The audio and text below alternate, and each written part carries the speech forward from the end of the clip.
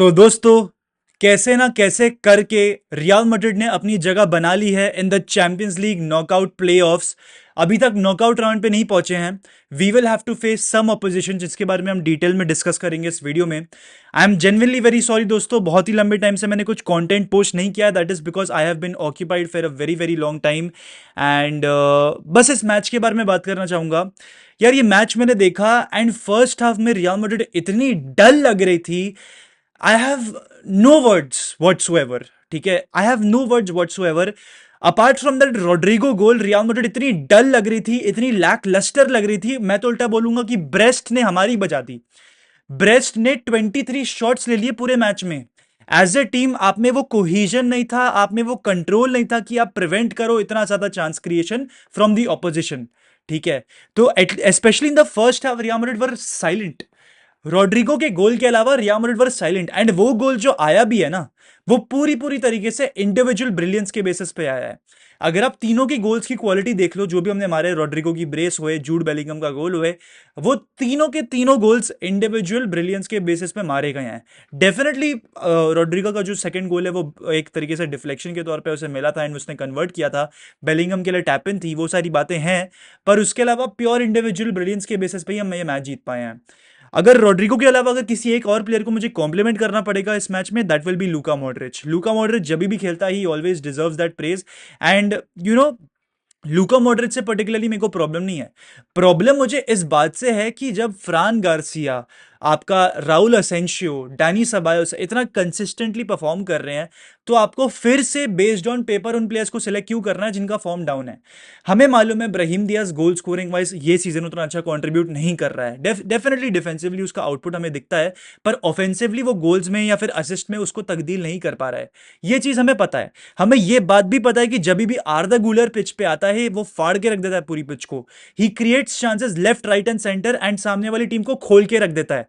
पर हम उसको भी स्टार्ट नहीं देते, पता नहीं क्यों। दूसरी चीज, लूकास वास्केस को स्टार्ट दे दिया जाता है at right back over Raul Asensio. Raul Asensio में वो पेस है, definitely he is not a starting right back material, that is for sure. Carvajal के नीचे काफी डाउनग्रेड है, पर आई एम प्रीटी श्योर कि डिफेंसिवली वो लूकास वास्केस से बेटर कर जाएगा। एंड जब सामने वाली ऑपोजिशन का लेफ्ट विंगर या लेफ्ट बैक काफी ज्यादा सॉलिड होगा, आई पर्सनली वांट कि भाई एक डिफेंसिव माइंडेड फुल बैक ही होना चाहिए at that position, not an offensive minded full back like Lucas Vazquez. इससे पहले वाले गेम में भी, लास्ट पाल्मास वाले गेम में भी, हम सब जानते हैं कि लूकास वास्केस की मिस्टेक की वजह से ही हमने गोल कंसीड किया था। वो तो इवेंचुअली हमने गोल्स भी काफी सारे मारे थे एंड पर्सनली लूकास वास्केस ने भी ऑफेंसिवली काफी कंट्रीब्यूट भी किया था।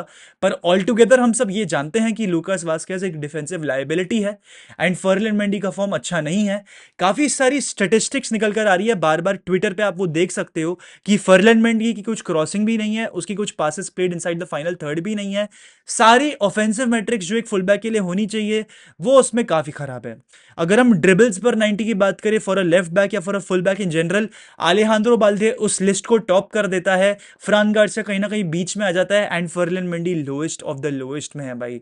तो that clearly goes on to show कि फर्लिन मेंडी वो उतना उसमें उसमें इतनी ऑफेंसिव एबिलिटी नहीं है भाई कि वो बंदा लेफ्ट बैक खेले for real Madrid. He is not a starting left back material, I will be very honest. And जो हमने वो एक ऑफ साइड गोल खाया था, उसमें जो अच्छा हुआ भाई, जनरली अच्छा हुआ कि वो ऑफ साइड था, उसको ऑफ साइड डिक्लेयर किया गया था। क्योंकि अगर उस गोल को दे दिया जाता ना भाई, हमारी डिफेंडिंग इतनी एम्बैरेसिंग लग रही थी for that mistake. I don't know what to say भाई, I don't know what to say. एक तो मेरे को as a Real Madrid fan खुन्नस हो रही है। अभी काफी सारे लोग ये वीडियो को देख के बोलेंगे कि अरे भाई तू तो ग्लोरी हंटर है, you need to support the team. भाई सपोर्ट करेंगे, डेफिनेटली करेंगे भाई, पर रियल मैड्रिड, उसकी पूरी आइडेंटिटी चैंपियंस लीग के अराउंड बिल्ट है और चैंपियंस लीग की पूरी आइडेंटिटी रियल मैड्रिड के अराउंड बिल्ट है। क्या रियल मैड्रिड को लेके, मतलब कंसिडरिंग हमारी जो टीम है, जो अटैक है, जो मिडफील्ड जो हम लेकर चलते हैं, कीपर जो हमारा वर्ल्ड क्लास है, क्या उन सारी एस्पेक्ट्स को देख के आप कह सकते हो कि भाई रियल मैड्रिड 11th फिनिश कर सकती थी? क्या किसी ने भी स्टार्ट में ये प्रेडिक्ट किया होगा कि मैड्रिड 11th फिनिश करेगी? हम सब कह रहे थे कि भाई चलो मैड्रिड की थोड़ी सी स्लॉपी स्टार्ट रही है, पर इवेंचुअली कैचअप करके 5th-6th में आ जाएगी। एंड इस समय हमने रिलाई किया on other teams to bail us out. हमने रिलाई किया ऑन अदर टीम्स टू भाई कि तुम तुम्हारे मैचेस जीत जाओ ताकि हमें वो पोजीशन मिल जाए। We relied on Barcelona out of all teams कि भाई तू एटलांटा को हरा दे तो शायद से we might have a chance. But हमने हमारे एंड से इतना इनपुट दिया नहीं, वेरी ऑनेस्टली बोलता हूँ।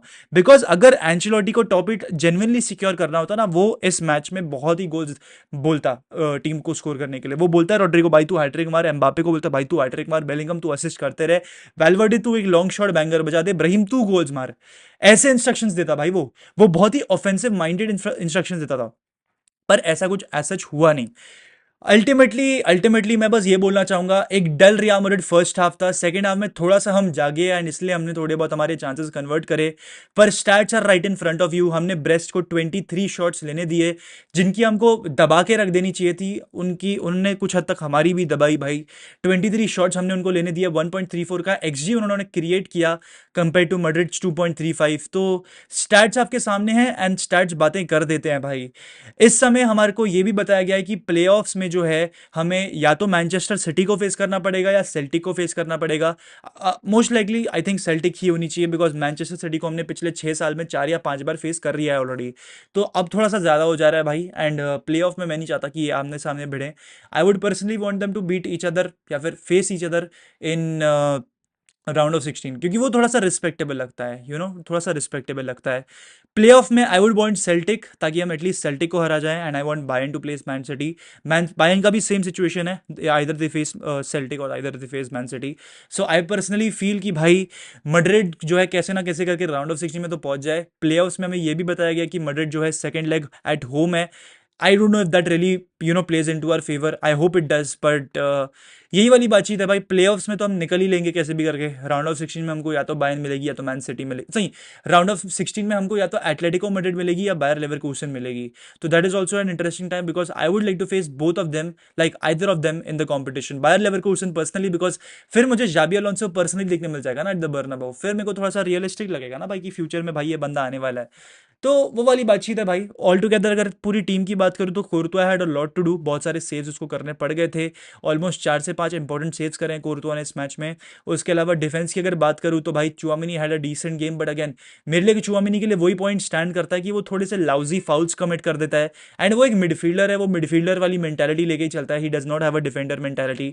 आई don't know why he was not started, I don't know why Raul Asensio is not getting started despite having great games. Valladolid के सामने if I am not mistaken Raul Asensio had a great game. तो ये जो logic है कि भाई academy का है, ला फैब्रिका का है, बेंच कर दो, ये मेरे साथ बैठ नहीं रहा। I think he should play a lot more in the champions League rather than the league, so that he gets more experience.